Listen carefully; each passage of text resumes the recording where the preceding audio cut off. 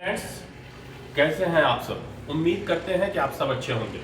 आज मैं आप लोगों के बीच SCRT बुक जो बिहार बोर्ड का है 7 क्लास के मैथमेटिक्स पढ़ाने जा रहा हूं और टॉपिक का नाम है समीकरण। मैं आज बिल्कुल आपको बेसिक से एडवांस लेवल तक लेकर जाऊंगा और मैं ये बता दूंगा कि आप अगर 7 क्लास का मैथमेटिक्स पढ़ रहे हैं और 7 क्लास का इक्वेशन का टॉपिक पढ़ लिए हैं तो आप 7 के बाद 8 तक के मैथमेटिक्स आराम से सॉल्व कर लेंगे, इस खास तौर से इक्वेशन वाले चैप्टर को। जिस टॉपिक को मैं पढ़ाऊंगा अगले टॉपिक से कनेक्ट करके ही पढ़ाएंगे, यानी बिल्कुल बेसिक से एडवांस लेवल तक जाऊंगा। जीरो से आप उम्मीद रखिए हीरो बनने तक का सपना बिल्कुल इस चैनल पे पूरा होगा। तो चलिए पहले बेसिक चीज, उसके बाद मैं एक एक करके एक एक क्वेश्चन को डिफाइन एक्सप्लेन आपके सामने करके रखूंगा। तो सबसे पहला सवाल, समीकरण है, इसका मतलब होता है इंग्लिश में बोलते हैं इक्वेशन। और 2-3 तरह के समीकरण हुआ करते हैं। इसमें हम जो पढ़ाने जा रहे हैं वो है रैखिक समीकरण। कौन सा? रैखिक समीकरण। उसके बाद जो है आता है 2 चर वाला रैखिक समीकरण, 2 चर वाले रैखिक समीकरण, और उसके बाद होते हैं द्विघात समीकरण, है ना। तो मैं आज जो बात करने जा रहा हूं वो रैखिक समीकरण की बात कर रहा हूं और ये 7 क्लास के मैथमेटिक्स से लिया गया है। सबसे पहले समीकरण होता क्या है, डेफिनेशन भी जानिए और उसके बाद आगे मैं करके दिखाता भी हूं। दो राशियों के बीच समानता दिखाने वाले कथन को समीकरण कहा जाता है। दो राशियों के बीच समानता दिखाने वाले कथन को समीकरण कहा जाता है। ये तो समझ गए। अभी कैसे जो है कहा जाएगा कि दो राशियों के बीच समानता दिखाती है, उसी को समीकरण बोला जाएगा। जैसे एग्जांपल पे एक हम समझा देते हैं, जैसे x + 2 = 4। ठीक है, एक राशि हो गया x को बोलते हैं, क्या बोलते हैं? वेरिएबल। जिस राशि का मान हमेशा बदलते रहता है उसको बोलते हैं वेरिएबल, यानी उसको चर राशि बोला जाता है। और जिस राशि का मान नहीं बदलता है, फिक्स्ड रहता है, उसको हम बोलते हैं, क्या बोलते हैं? नॉन वेरिएबल, उसको बोलते हैं अचर। और का मतलब ही होता है नहीं, जो चर नहीं हो। चर का मतलब बदलने वाला, जिस राशि का मान हमेशा बदलता रहता है उसे क्या बोलते हैं? चर राशि यानी वेरिएबल बोलते हैं। और जिसका मान नहीं बदलता है उसको बोलते हैं नॉन वेरिएबल। जिस राशि का मान नहीं बदलता है अचर राशि कहलाता है। अब जरा समझिए कि ये वेरिएबल होते क्या है। तो ए से लेकर के जेड तक के जितने भी लेटर्स हैं वो सब के सब वेरिएबल है। क्या है? वेरिएबल। ए से लेकर के जेड तक, यानी टोटली अल्फाबेट इंक्लूड है किसके अंदर? वेरिएबल के अंदर। दूसरी ये है नॉन वेरिएबल, जिस राशि का मान नहीं बदलता है उसको बोलते हैं नॉन वेरिएबल। इसमें जो हो जाएगा गिनती की संख्या, काउंटिंग जो करते हैं आप नंबर्स को, 1 से लेकर के इनफाइनाइट तक, यानी 1 2 3 4 और इनफाइनाइट तक, अनंत तक आप चले जाइए, वो सब के सब क्या कहलाएंगे? नॉन वेरिएबल कहलाएंगे। और जिसका मान हमेशा बदलते रहता है उसको बोलते हैं वेरिएबल। इसी दो राशि की जरूरत है और इसी से आपका पूरा समीकरण आप आगे समझेंगे। जैसे एक चीज हमने बताया कि एग्जाम्पल है कि x + 2 = अगर 4 है तो x का वैल्यू क्या होगा? तो 2। अब कहिएगा कि 2 हुआ कैसे? तो अब इसी को मैं बताऊंगा कि इधर प्लस है तो लेफ्ट हैंड साइड जब जो है प्लस रहता है तो राइट हैंड साइड जब जाता है तो हो जाता है माइनस। क्या हो जाता है? माइनस। यानी 4 में से 2 घट जाएगा तो हो जाएगा 2, यानी x = हो जाएगा 2। अब आगे समझिए जरा। इसके बाद मैं सवाल बताने जा रहा हूं। दो चीज एकदम कंप्लीट कर लीजिए, यही समझ जाइए वेरिएबल और नॉन वेरिएबल को। वेरिएबल का मतलब जिसका मान हमेशा बदलते रहता है, ए से लेकर के जेड तक के जितने लेटर्स हैं सब वेरिएबल। और उसके बाद है नॉन वेरिएबल, इसका मतलब है जिस राशि का मान नहीं बदलता है उसको बोलते हैं अचर राशि, यानी उसको बोलते हैं नॉन वेरिएबल। और ये होता है गिनती की संख्या 1 से शुरू होती है और अनंत तक ये सारे के सारे नॉन वेरिएबल कहलाएंगे। इतना समझ में अगर आ गया तो आगे देखिए कितना आसानी के साथ आप एक एक सवाल को सॉल्व करेंगे। चलिए आज मैं जहां पढ़ाने जो जा रहा हूं वो इक्वेशन, और इक्वेशन का पहला सवाल है। ये दूसरा, ये तीसरा, ये चौथा। ये बेसिक मैं इसलिए पढ़ा रहा हूं ताकि आपको आगे किसी तरह की परेशानी ना हो। जब इस तरह के जो है टर्म आपको नजर आए, आप जो है चुटकी में इसको आंसर निकाल दें, इसकी जरूरत पड़ेगी। दरअसल कहना यह है कि सबसे पहला दो चीज समझ लीजिए इसमें। एक होता है राइट हैंड साइड, एक होता है राइट हैंड साइड और एक होता है लेफ्ट हैंड साइड। अब हम ऐसे खड़े हैं तो ये लेफ्ट हैंड साइड हुआ और ये राइट हैंड साइड हुआ। इसका मतलब होता है यह बायां पक्ष, इसको बोलते हैं दायां पक्ष। राइट हैंड साइड इसको बोलते हैं RHS और इसको बोलते हैं LHS। क्या बोलते हैं? ये राइट हैंड साइड इसको बोलते हैं LHS, राइट हैंड साइड। दोनों जो है क्या है, यहां पे इक्वल है। इतना इज इक्वल इतना है तो x का वैल्यू आपसे पूछ रहा है कि x का मान क्या होगा। समीकरण में हमेशा हमको अल्फाबेट का मान निकालना होता है। यहाँ पे x दिया हुआ है, उसी x का वैल्यू हम निकाल लेंगे और इक्वेशन मेरा सोल्व हो जाएगा। तो दो चीज समझ गए, जब इधर प्लस हो लेफ्ट हैंड साइड में, राइट हैंड साइड में ले जाएंगे तो ये प्लस माइनस में कन्वर्ट हो जाएगा। क्या हो जाएगा? ये +2 है तो इधर आएगा तो माइनस। अगर माइनस में इधर -2 है और उसी को हम लेकर चले जाएंगे राइट साइड में तो ये हो जाएगा माइनस है तो प्लस में। दो चीज समझिए। अब दूसरा चीज समझिए, ये है क्या? गुना। 2 × x = 4। 2x है, 2x = 4 है। ये गुना में है तब क्या करेंगे? तो ऐसे सिचुएशन में ये गुना रहता है तो जो डिजिट गुना में है वो ले जाकर भाग लग जाता है। क्या होता है? भाग लग जाता है। उसी तरह से ये है x/3 = 6। तो x क्या होगा? 3 × 6 हो जाएगा। जब भाग रहता है तो गुना हो जाता है। एक एक करके मैं सोल्व करके आपको बता देता हूं। तो चलिए पहला सवाल सॉल्व करते हैं। सबसे पहले इक्वेशन को बनाते वक्त ये 2-3 तरह के साइन का यूज किया जाता है। या तो लिखेंगे इंग्लिश में और, या हिंदी में लिखेंगे या लिखेंगे इसका ये साइन। इन तीनों में से कोई एक साइन आपको दिखाना होगा। जब आप इक्वेशन को सोल्व कर रहे होंगे तो इसी साइन का यूज करके हम एक एक स्टेप आगे बढ़ते हैं।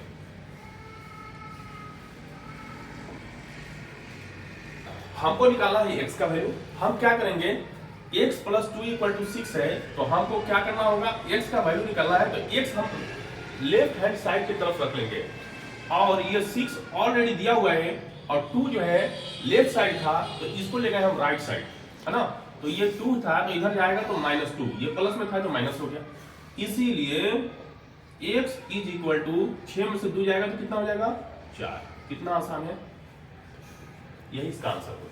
पहला सवाल सॉल्व।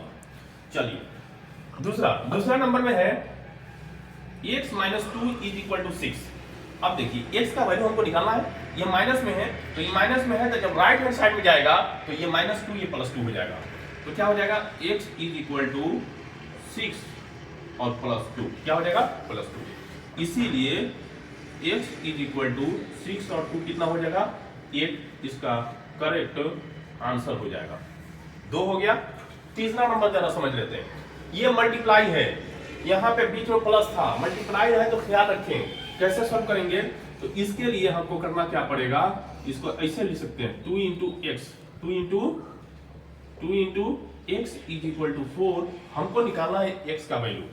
इसीलिए x = ये 4 है और ये 2 उधर जाकर भाग लग गया। क्या लगा? भाग। तो 2 × 2 और 2 से 2 दूना 4, यानी x = 2 हो गया।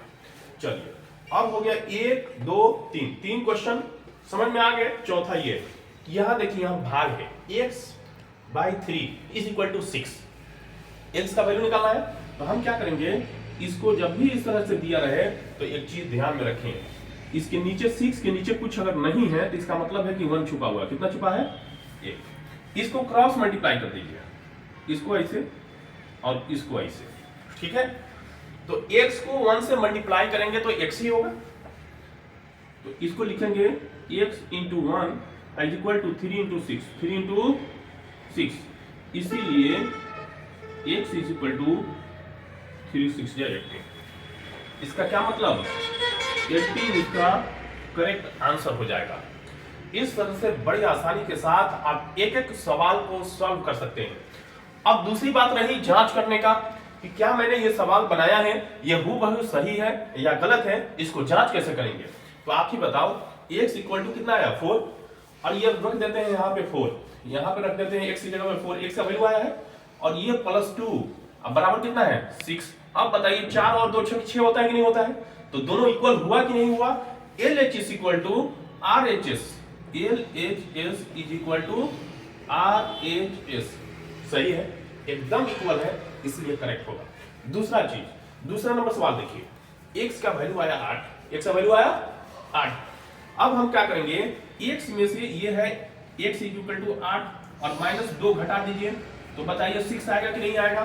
तो ये जो है ये भी 6, ये भी 6, यानी left hand side equal to right hand side हो जाएगा, यानी x का वैल्यू जब पुट करेंगे तो आपका ये करेक्ट आंसर निकल करके प्रूफ साबित हो जाएगा कि एकदम सही है। उसी तरह से x का वैल्यू आया 2, यहाँ पे 4 है, x की जगह पर 2 से मल्टीप्लाई कर दीजिए, तो 2 × 2 इज इक्वल टू 4, तो LHS और RHS दोनों इक्वल हो जाएंगे, यानी इसका मतलब है कि जब LHS और RHS इक्वल हो जाए तो इसका मतलब आपका करेक्ट है, सही है। उसी तरह से यहाँ पे आप देख लीजिए x/3 इक्वल टू 6 है और x का वैल्यू 18 आया है, x की जगह पर पुट कर दीजिए, ये 18 और 18 में 3 से डिवाइड कर दीजिए, 3 6 18, x 6 इधर भी 6 इधर भी। इसका क्या मतलब होता है कि दोनों LHS और RHS सैटिस्फाइड कर रहा है, ये दोनों इक्वल है, इसलिए आपका ये क्वेश्चन का आंसर एकदम करेक्ट होगा, सही होगा। अगर हम उसके जगह पर दूसरा कोई डालेंगे नंबर तो गलत बता देगा, इक्वल नहीं हो सकता है।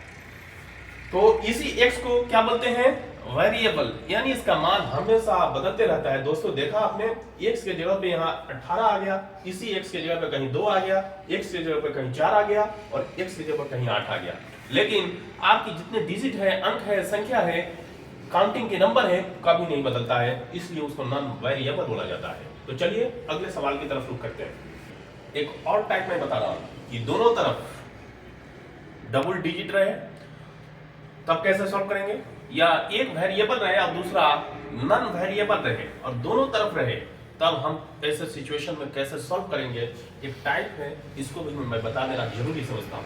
इसलिए यहाँ पे है 6x, क्या है 6x, तो दोनों वेरिएबल को एक तरफ करिए, नॉन वेरिएबल को एक तरफ करिए, आपका काम बन जाएगा।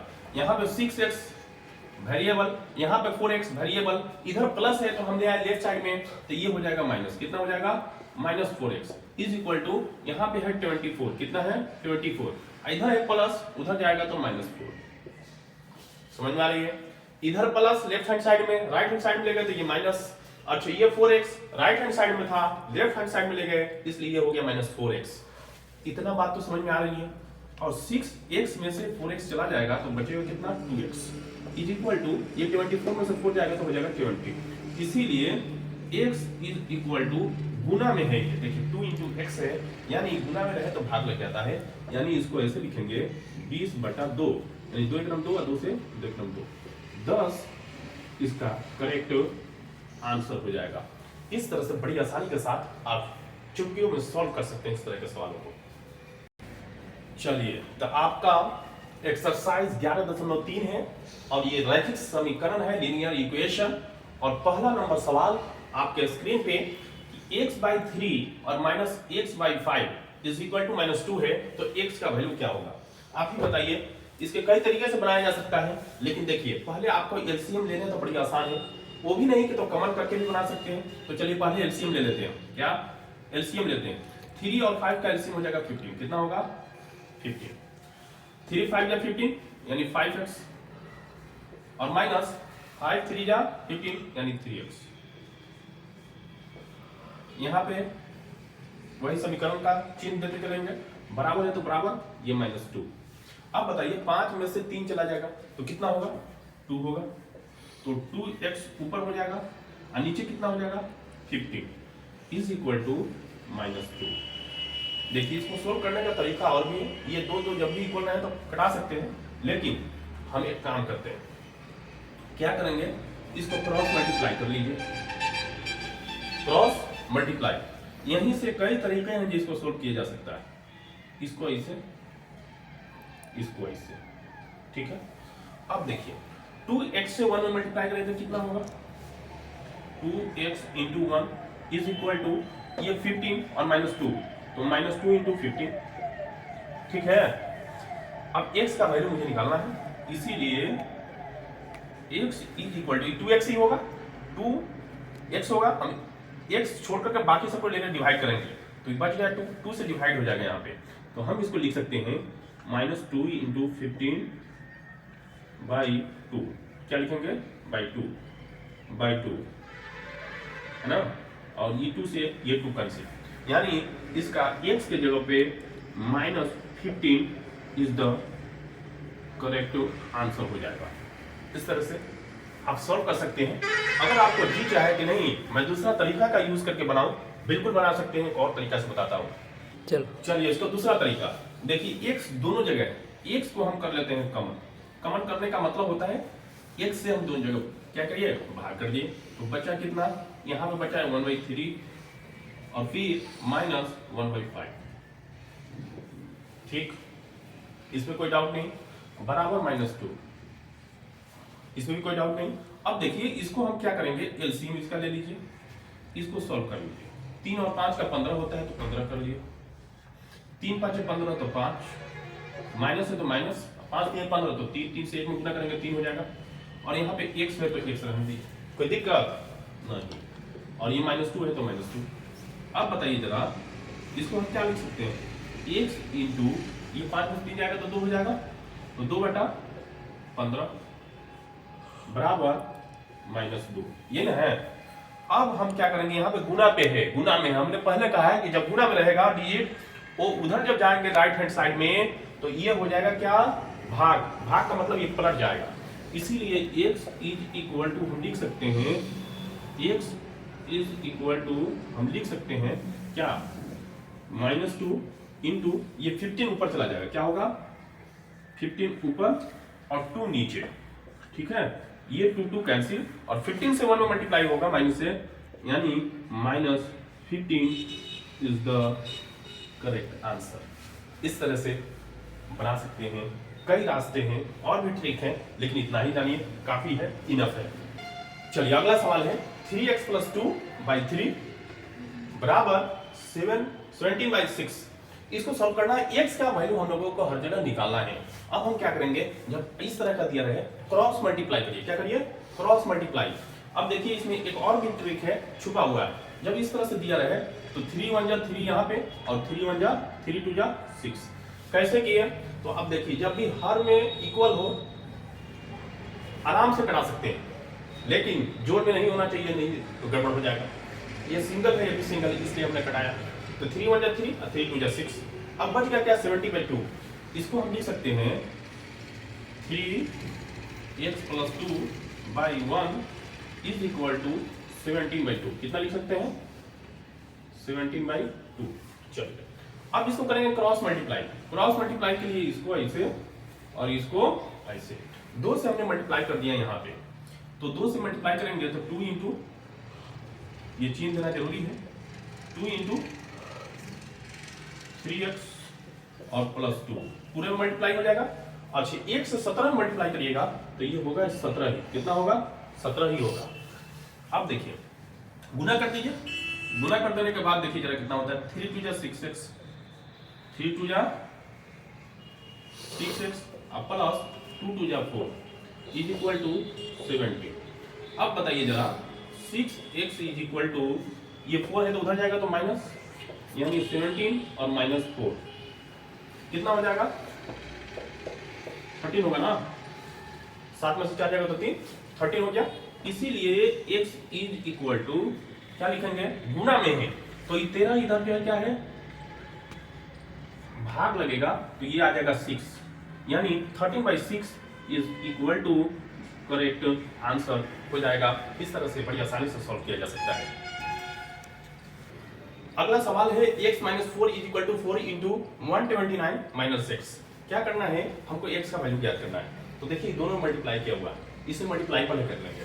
तो हमको एक स्टेप लिखिए पहले, x - 4 इज इक्वल टू 4 से मल्टीप्लाई करेंगे, 9 × 36 के 9 × 36 के 6 हाथ में 3 4 2 8 हाथ 3 11 हाथ में 1 और 4 1 9 4 1 5, ठीक है। और -4x, क्या लिखेंगे, -4x हो जाएगा ना, इसको लिखेंगे -4x। अब माइनस में ये जो था, अब हम क्या करेंगे, इस इधर लाएंगे तो ये प्लस में हो जाएगा, ये माइनस में तो उधर चला जाएगा तो ये प्लस हो जाएगा। डिजिट को डिजिट की तरफ और वेरिएबल को वेरिएबल की तरफ करेंगे। वेरिएबल x है और ये जो है -4x है, तो इधर आएगा तो +4x। समझ में आ रही है बात? ये 516 है और ये माइनस था 4, अब राइट हैंड साइड में ले गया तो ये +4 हो जाएगा। अब देखिए जरा, ये 4 है 5x हो जाएगा, इज इक्वल टू 516 में 4 जोड़िए तो 520 हो जाएंगे। कितना हो जाएगा? 520। इसीलिए x इज इक्वल टू 520 और बटा 5। ठीक है, 5 से 5 में 5, 5 में 5 और ये क्या करेंगे, ये हो जाएगा 0, 5 चौका 20, 5 चौका 20, यानी 104 इसका करेक्ट आंसर हो जाएगा। कितना होगा? 104 इज द करेक्ट आंसर। इस तरह से सॉल्व किया जा सकता है। चलो आगे चलिए, अगला सवाल है 4 नंबर। x + 19 is equal to by 5 is equal to 8। हम क्या करेंगे, यहाँ पर कर लेंगे क्रॉस मल्टीप्लाई। इसके नीचे नहीं कुछ है दोस्तों, तो ये छुपा हुआ है, इसको क्रॉस मल्टीप्लाई करिए ऐसे, इसको मल्टीप्लाई कर दीजिए ऐसे।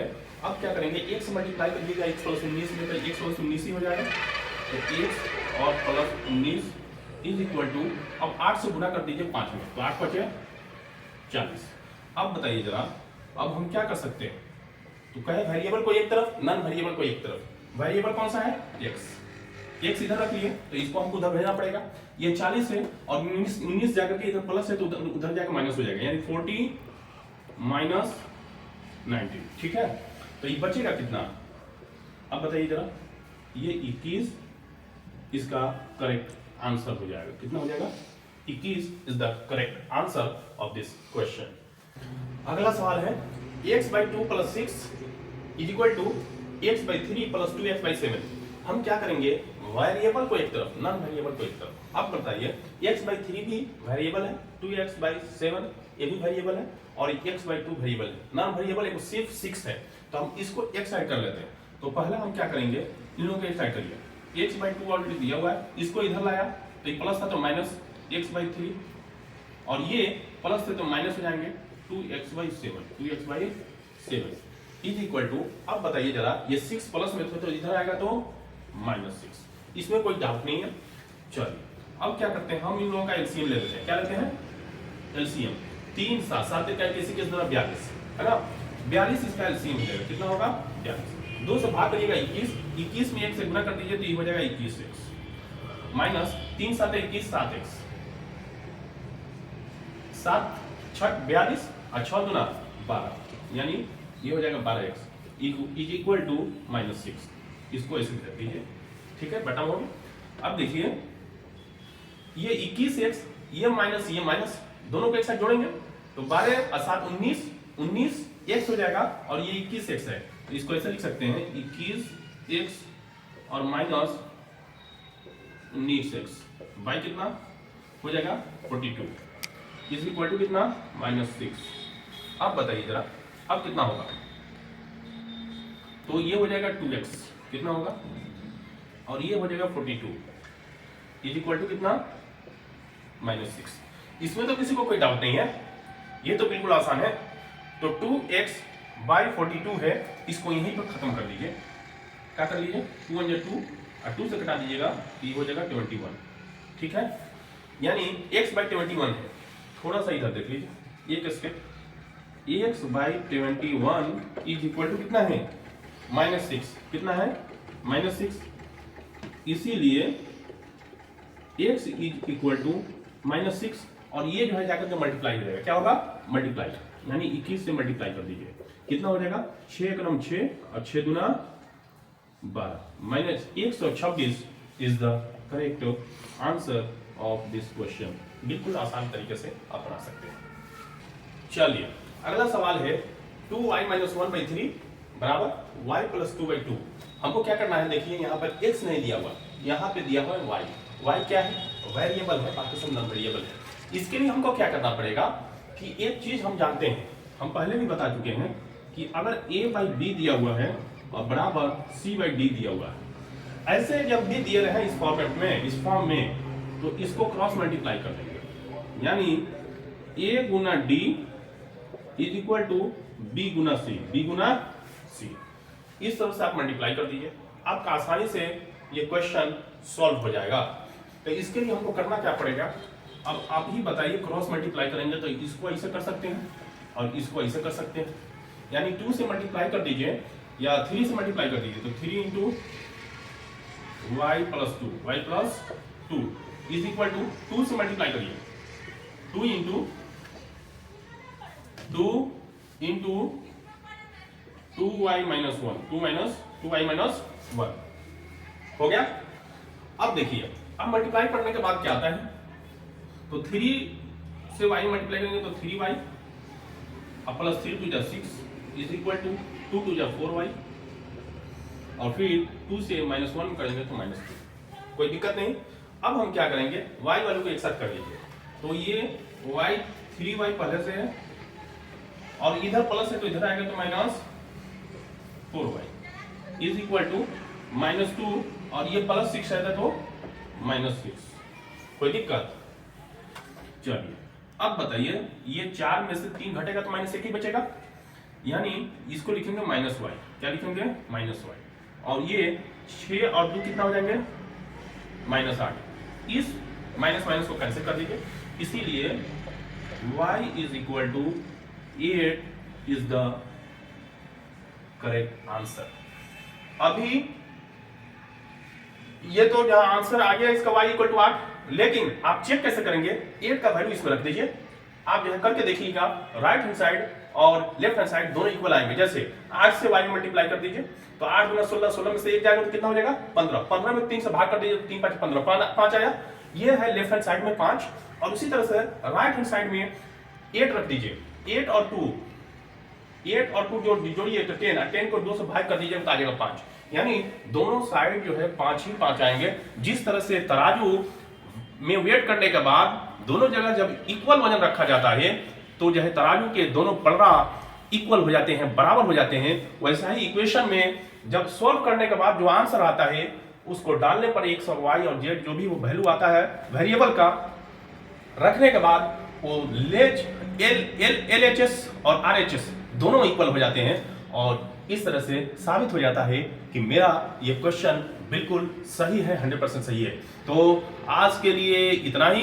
उम्मीद है कि आप लोगों को यह सेशन पसंद आया होगा। अगर पसंद आया है तो मेरे चैनल को सब्सक्राइब कर दीजिए, बेल आइकन को ऑन कर दीजिए और अपने जानने वालों के पास ज़्यादा से ज़्यादा शेयर कर दीजिए। तो दीजिए इजाज़त। Thank you so much. खुश रहिए, आज़ाद रहिए, मस्त रहिए, आबाद रहिए। Thank you so much.